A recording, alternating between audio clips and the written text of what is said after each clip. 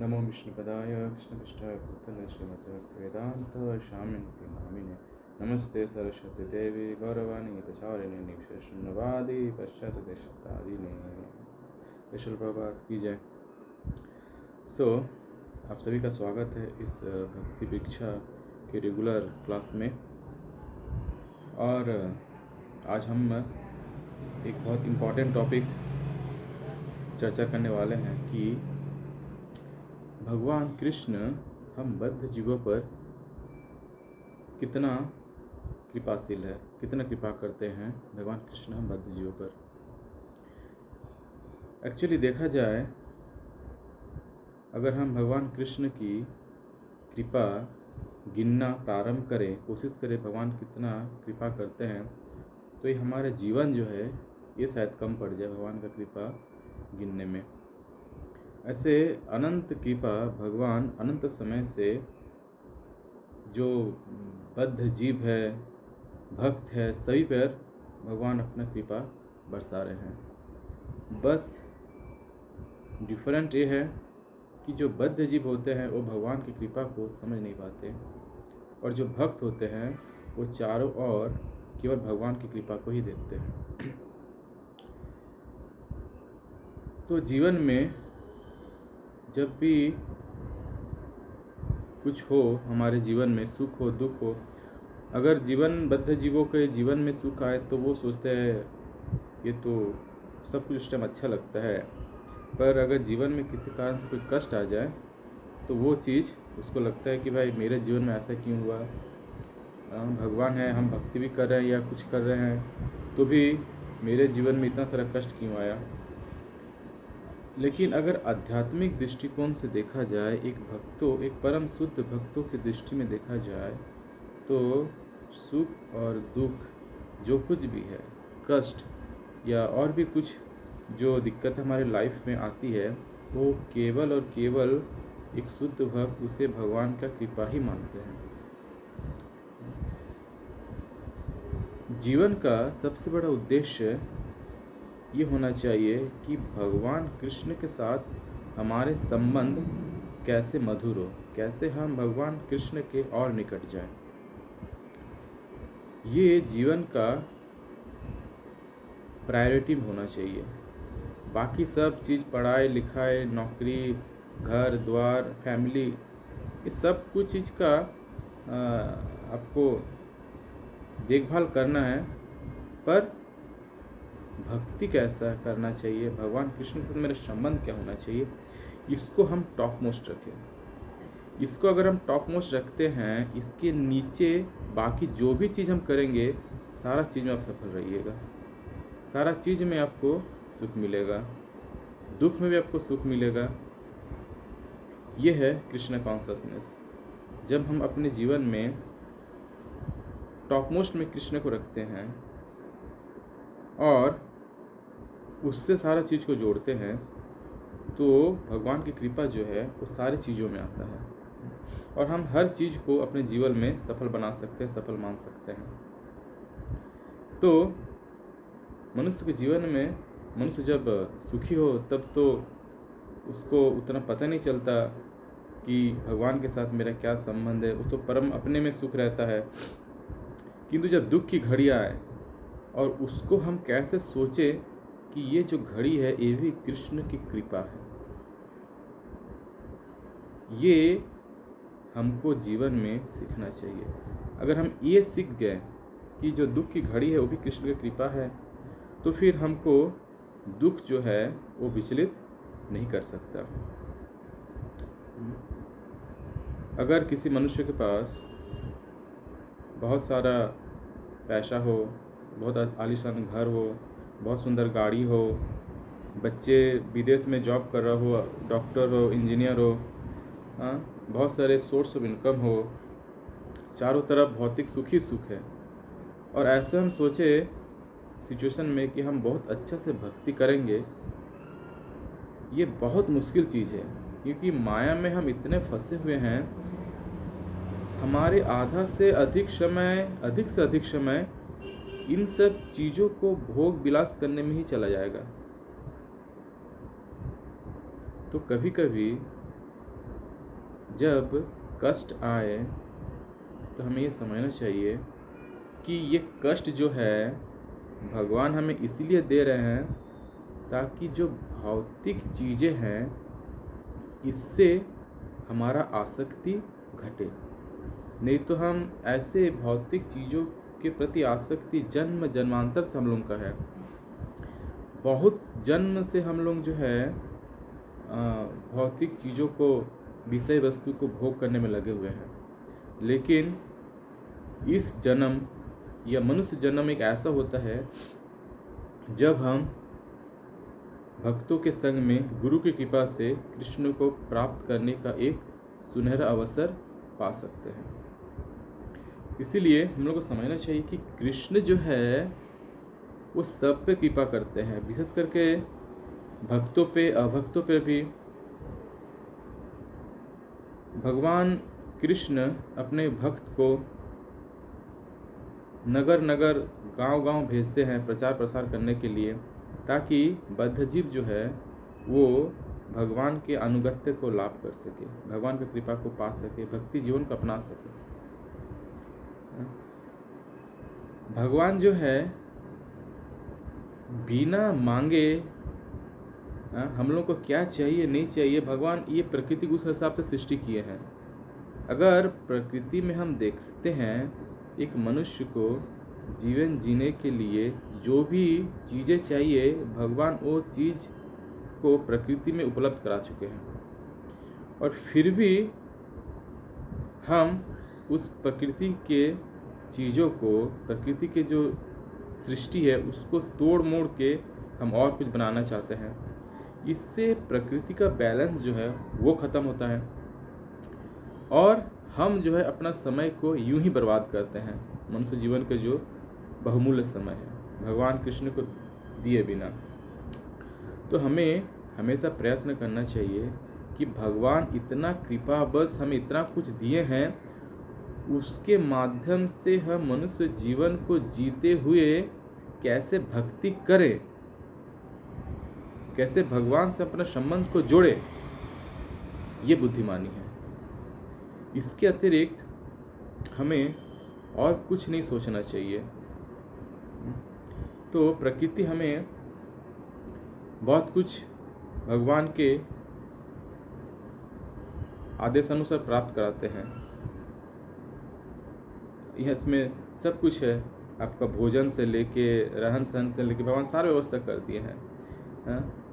फिर भी हम क्या करते हैं ना, और भी कैसे इसको और बेहतर बनाएं, और बेहतर बनाने भौतिक दृष्टिकोण से, और कैसे इसको और बेहतर बनाएं, ये बेहतर बनाएं, इसका कोई एंड नहीं है, ये कभी ख़त्म नहीं होने वाला। और इससे हम क्या करते हैं ना, अपना मनुष्य जीवन का जो बहुमूल्य समय है, बहुत कीमती समय है, उसको गंवाते हैं। तो हमें समझना चाहिए कि हम जीवन को यूं ही ना गंवाएं। भगवान इतना कुछ कृपा दिए हैं अपने भक्तों के द्वारा हम सभी पर, जिससे हम भक्ति करके भगवान के साथ अपना नित्य संबंध को समझते हुए, भगवान के साथ अपना संबंध को और बेहतर करते हुए इस जन्म मृत्यु के चक्कर से बाहर निकल सकते हैं। ये एक सुनहरा अवसर है और भगवान ऐसे कृपा जो है कलियुग में विशेष करके दिए हैं कि कलियुग नाम रूपे कृष्ण अवतार। केवल भगवान के हम नाम लें, भगवान के नाम को अगर हम शुद्ध मन से अच्छे भाव से लें तो केवल इस नाम द्वारा ही हम भगवान के निकट जा सकते हैं। नाम नाम करी बहुधा निज सर्वशक्ति तत्रार्पित नियमित शरण न कला। भगवान सारा शक्ति को अपना नाम में दे दिए हैं और उसको स्मरण करने का कोई समय काल का कोई पाबंदी नहीं है। कोई कभी भी किसी परिस्थिति में भगवान का दिव्य नाम हरे कृष्ण महामंत्र को ले सकते हैं। और ये मंत्र भगवान की इतनी कृपा है कि जो बाकी तीनों युगों में नहीं था, भगवान वो फैसिलिटी इस मंत्र में दिए हैं और इसी मंत्र से हम भगवान के साथ कनेक्ट हो सकते हैं, भगवान के निकट जा सकते हैं। फिर भी हम लोगों का क्या है ना, भगवान के नाम के प्रति रुचि नहीं आता है। ये बड़ी दुर्भाग्य वाला बात है। चैतन्य महाप्रभु अपने शिक्षाष्टक में कहते हैं, नयनं गलद अश्रुधाराया वदनं गदगद रुद्धाज्ञा पुलकैनि चितं बपु कदा तब नाम ग्रहणे भविष्यति। कि हे कृष्ण, कब आपका नाम जब मेरे जुबान पे आएंगे तो मेरा अंग प्रत्यंग जो है, मेरा सारा शरीर जो है वो आनंद से गदगद हो उठेगा, आंखों से अश्रु बहने लगेगा। इस भाव से ये कब आएगा? यद्यपि चैतन्य महाप्रभु स्वयं भगवान थे और उस स्वरूप में उपस्थित थे, उनका भाव, उनका कृष्ण प्रेम हमेशा इसी भाव में रहते थे, हमेशा वो रोमांचित रहते थे, उनका शरीर भगवान के भक्ति में, कृष्ण प्रेम में गदगद हो उठते थे, हमेशा अश्रुधारा प्रवाह होते रहते थे। उनका भक्ति को कोई नियंत्रण नहीं कर सकता था जितना उनका पार्षद जन होते थे। लेकिन भगवान हम बद्ध जीवों को बतला रहे हैं, चैतन्य महाप्रभु की, कैसे हम आगे बढ़े और कैसे भगवान की भक्ति की जो महिमा है, भगवान के नाम की जो महिमा है, उसको हम कैसे लें ताकि हमें वो अनुभव का उद्गम हो, शुरू हो। तो हमें हमेशा कोशिश करना चाहिए कि भगवान का जो नाम है साक्षात कृष्ण है। अभिन्नत नाम नामनी, भगवान के नाम भगवान से अभिन्न है। हम जितना बार हरे कृष्ण महा बोलते हैं, कृष्ण का नाम आता है, उतने बार कृष्ण जहाँ रहते हैं गोलोक वृंदावन, उसका कान खड़ा हो जाता है, तो सुनते हैं कि मेरा कोई भक्त मेरे को बुला रहा है। और भगवान जब सुनना चाहे कि मेरा भक्त बुला रहे हैं, भगवान जाएंगे, सोचते हैं कि तभी हम अपना मन को इधर उधर भटका देते हैं, मोबाइल देखने लग जाते हैं, कुछ और सोचने लग जाते हैं। फिर भगवान सोचते हैं, अरे ये तो खाली जुबान पे मेरा नाम है, लेकिन इसका मन तो कहीं और है। फिर भगवान सोचते हैं कि भाई कब ये मन से बुलाएगा, तब हम इसके हृदय में जाके इसका जो भक्ति है उसको और बढ़ाएं। और हम भगवान को ये मौका नहीं देते हैं। भगवान मौका के तलाश में रहते हैं कि कैसे भक्त मेरे को बुलाए, हम दौड़ पड़े। और हम जो हैं, जिस मन से हमको भगवान को बुलाना चाहिए, उस मन को हम कहीं और लगा के रखते हैं। कलियुग में अगर कोई मनुष्य केवल भगवान की जो नाम है इसको अटेंटिवली, ध्यान से, भाव से, सारा कुछ इसमें लगा दे कि हम भगवान का नाम को बड़े स्नेह से, बड़ी भाव से लेंगे भगवान, तो जो भगवान का प्रेमा भक्ति है वो किसी का भी हृदय में अंकुरित हो सकता है। तो हमें ये समझना चाहिए कि भगवान बहुत कृपा किए हैं। जो तीनों युग में नहीं था वो कृपा भगवान कलियुग में दिए हैं। एक बार कई सारे ब्राह्मण थे, उस ब्राह्मण को पूछा गया था कि अगर आप लोगों को फिर से इस 4 युग में से किसी युग में जन्म लेने के लिए बोला जाए तब किस युग में लोगे? तो हम लोगों को लगेगा भाई ब्राह्मण है, चाहेगा कि एकदम सत्ययुग में चले जाए, सब कुछ सात्विक होता था, बहुत अच्छा होता था। और लेकिन वो ब्राह्मण जो भगवत तत्व को जानते थे, वो बोले कि अगर मुझे जन्म लेना है तो मैं कलियुग में जन्म लूँगा। इसका ये मतलब, उसको पूछा गया क्यों? क्योंकि भगवान को पाने के लिए अलग अलग युग में जो अलग अलग प्रक्रिया था वो बहुत कठिन था, उसमें बहुत मेहनत, लेकिन उसमें कोई गारंटी नहीं था फिर भगवान हमको प्राप्त कर पाएंगे कि नहीं कर पाएंगे हम भगवान को। सत्ययुग में इतना अवधि ध्यान कीजिए, थोड़ा सा इधर उधर मन भटक जाए तो भगवान का पाने का जो मार्ग है उसमें बाधाएं आ जाता है। लेकिन कलियुग में देखिए, केवल भगवान के नाम से ही हमें भगवान प्राप्त हो सकता है, भगवान का प्रेम धन प्राप्त हो सकता है। इतना भगवान का कृपा है कलियुग के लोगों के प्रति। मैंने भगवान चाहते हैं कि लोग मेरे धाम को कैसे भी वापस आए, इसके लिए भगवान हजारों रास्ते खोल के रखे हैं। लेकिन हम अपना मंद बुद्धि से, बद्ध चेतना से भगवान के सारे दरवाजों को बंद करने में लगे हुए हैं और हम अपना जीवन जीने का अलग शैली बनाने का कोशिश करते हैं। अलग अलग तरीक़े से जीने के लिए, अलग अलग भौतिक सुख प्राप्त करने का जो हम कोशिश करते हैं, इस तरह से हम सोचते हैं। लेकिन वास्तव में भगवान बहुत सारे जैसे एग्जाम्पल आप देख सकते हैं, इस समय सिर्फ डिवोटी प्रचार प्रसार में जाता है, बुक डिस्ट्रीब्यूशन में होता है, और फिर इतने सारे टेम्पल्स हैं जहाँ पे भगवान सब भक्तों को बुलाया जाता है, संडे प्रोग्राम्स होता है, इतने प्रचार प्रसार करने का, ऑनलाइन में तरह तरह के माध्यम से जो है सोशल मीडिया में भगवान की लेक्चर्स उपलब्ध है, जिसको हम सुन के भी अपना भक्ति जीवन को प्रारंभ कर सकते हैं। लेकिन हम लोग का दुर्भाग्य है कि हम जो है हर चीज़ को कैसे हम भगवान से अलग कर हम इसमें लगे हुए हैं, जबकि सिद्धांत ये है कि हम हर चीज़ को भगवान की सेवा में लगा सकते हैं। ऐसा कोई चीज़ नहीं है, ऐसा कोई कला नहीं है, ऐसा कोई विषय वस्तु नहीं है जो भगवान की सेवा में ना आए, क्योंकि सारा कुछ भगवान से ही आए हैं, तो हम सारा चीज़ भगवान को दे सकते हैं। लेकिन हम विपरीत सिद्धांत लगाते हैं कि कैसे हम एक चीज़ को भगवान से अलग करके, भगवान की सेवा से अलग करके उसके साथ हम अपना जो है दिमाग लगाएं। जैसे खिलौना को कोई देता है बच्चे के हाथ में, और फिर बच्चे उसको जो है अगर अपना तरीक़ा से इधर उधर करने लगे, कुछ दिन में खिलौना टूट जाएगा। तो जितना भी सेवाएं हैं, जितना भी कार्य हैं, अगर वो भगवान के ओर ना हो, हम भौतिक जगत में करते रहें, तो वो खिलौना, वो कार्य, वो सिद्धांत एक समय टूट जाएगा, नहीं टिकेगा कुछ दिन।